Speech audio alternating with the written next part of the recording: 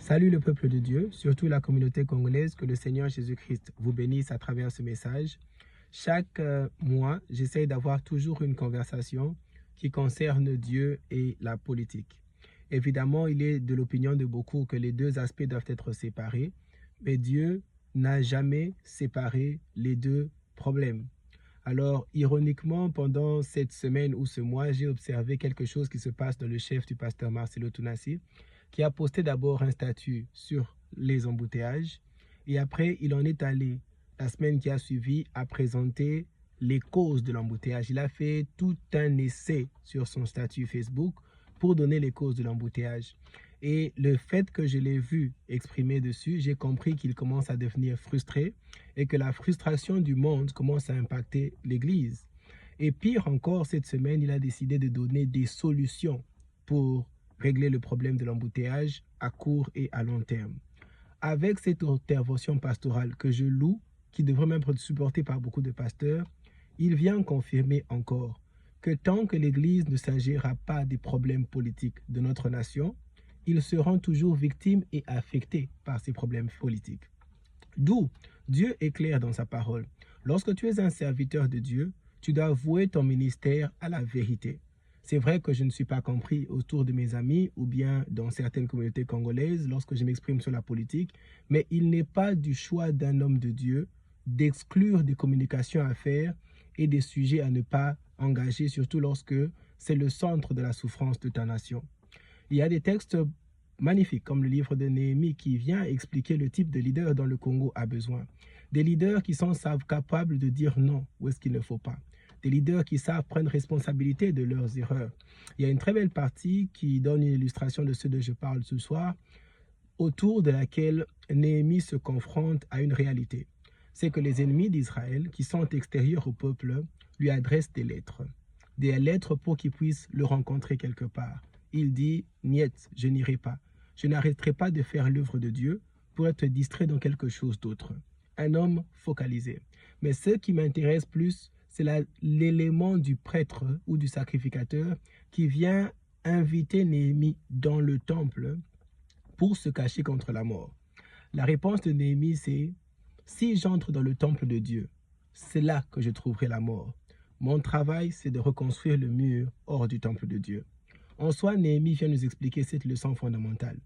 Nous ne sommes pas tous voués à passer notre temps à dormir dans l'église dans des jeûnes, des veillées, des assemblées, pendant que le travail qui peut résoudre les embouteillages chez out there.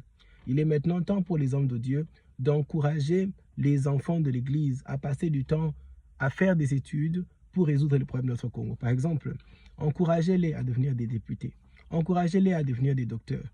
Petit à petit, vous avez compris que lorsque tu prêchais que le docteur est une idole, quand tu comptes sur le docteur au lieu de compter de Dieu, l'idole en soi, c'était toi.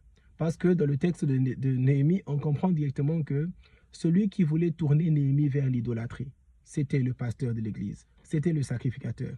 Il voulait le distraire de l'œuvre de Dieu. Et je dis ça à beaucoup de jeunes qui sont appelés à Dieu. Lorsque quelqu'un te convainc ou bien par force te demander de venir servir dans l'église, sois capable de faire la nuance. Ton appel est un service pour Dieu. Ton ministère en reconstruction un mur comme Néhémie, c'est servir Dieu. Être gouverneur et juste comme Joseph, c'est servir Dieu.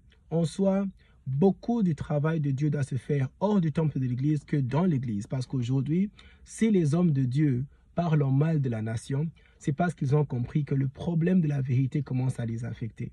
Alors j'encourage le peuple de Dieu à comprendre que derrière ces lignes, où est-ce qu'un homme de Dieu comme le pasteur Tounassi a fini par dire les problèmes de l'embouteillage et les solutions de l'embouteillage, il est en train d'injurier directement un gouvernement démissionnaire et incapable de gérer le pays. En d'autres termes, il est en train de donner les évidences et les substances de la jouissance dont nous avons parlé dans le contexte lequel même des membres de la même famille politique en parlent.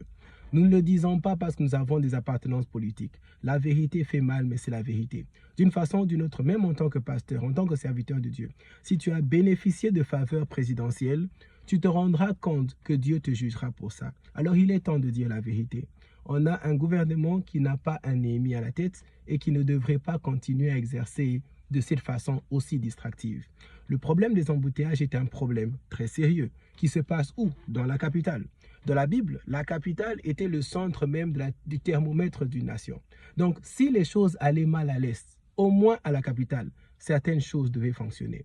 Mais quand vous vous rendez compte que même dans la capitale, des petites choses comme des problèmes d'embouteillage n'ont pas été résolus pendant autant d'années, vous ne pouvez pas nous dire que c'est Nanga qui en est responsable, que c'est le M23 qui en est responsable, que c'est le Rwanda qui est responsable.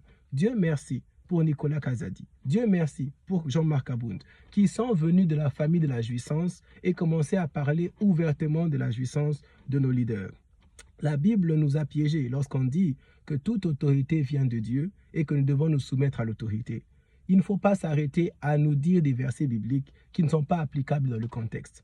L'autorité qui vient de Dieu, c'est l'autorité qui respecte la loi de Dieu, qui a gardé les conseils que Dieu a donnés à Deutéronome, à un roi, lorsqu'il entre dans son royaume, d'avoir la parole de Dieu et de traiter la nation telle la parole de Dieu. Un bon exemple, c'est encore Néhémie. On est en train de taxer des enfants de Dieu par des Israélites pendant la reconstruction. Et il dit, il n'accuse pas les autres, il se met dans le problème. Il dit, j'ai aussi participé à ce genre de choses et aujourd'hui, je veux qu'on arrête tous. Néhémie est un bon leader. C'est un leader qui est capable de dire, la vérité, c'est que j'ai profité des rétrocommissions en tant que président. J'ai encouragé les rétrocommissions. J'ai encouragé la jouissance. Et aujourd'hui, je dois couper avec ces pratiques. Et je dois le dire ouvertement. Là, tu as Néhémie à la tête de la nation. Mais si Néhémie ne fait que nier et que c'est toujours la faute de quelqu'un d'autre, quelque part, le leader de la nation est défaillant. Alors, je n'ai pas besoin que les pasteurs essaient de nous donner de longues dissertations sur Facebook. Nous les aimons, mais ce n'est pas la vérité. La vérité, c'est de dire au peuple que nous n'avons pas un pays dirigé par de bonnes personnes et qu'ils devraient démissionner de leurs fonctions. En tant que serviteur de Dieu, je suis voué à la vérité. C'est vrai que ça fait mal pour les païens qui bénéficient de ce système, ou même des chrétiens. Le sang est entre vos mains. Notre nation a besoin de personnes qui disent la vérité, non selon les hommes, mais selon la parole de Dieu.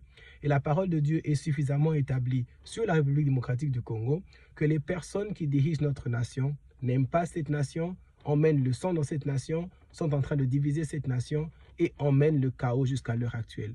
Que le Seigneur bénisse notre nation avec des leaders tels que Néhémie, qui ne savent pas seulement prendre à compte de leurs erreurs, mais qui travaillent pour le bien-être de leur peuple, surtout hors du temple de l'Église. L'Église commence à devenir une très grande distraction pour le peuple de Dieu, au lieu de passer plus de temps dans la reconstruction du mur de Jérusalem. Que le Seigneur vous bénisse.